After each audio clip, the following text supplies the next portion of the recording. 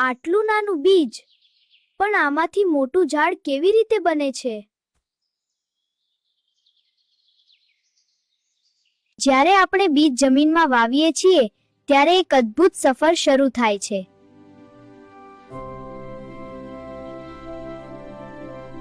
ચાલો આપણે બીજની અંદર જઈને જોઈએ.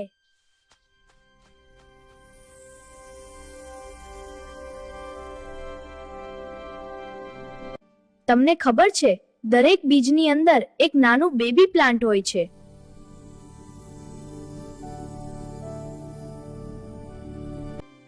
આ બેબી પ્લાન્ટ અંદર શાંતિથી સૂતું હોય છે.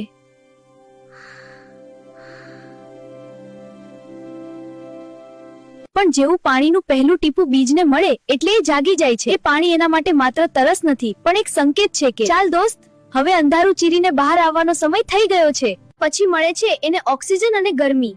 આ બે શક્તિઓ ભેગી થઈને એની અંદરના જીવનને વધુ ઝડપી બનાવે છે. હવે એ રોકાશે નહીં, એ તો બસ વધતું જ જશે. સૌથી પહેલા મૂળ નીચે તરફ વધે છે.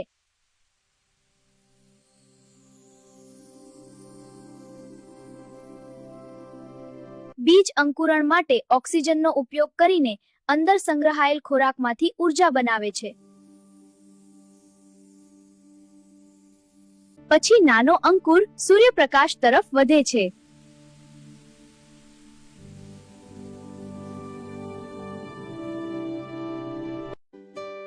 અને થોડા દિવસોમાં છોડ તૈયાર થઈ જાય છે.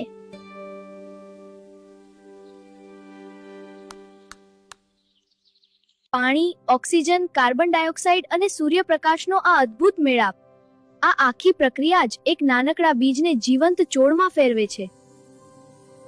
બીજમાંથી છોડ બનવાની આ અદ્ભુત પ્રક્રિયાને જર્મિનેશન એટલે કે બીજનું અંકુરણ કહે છે.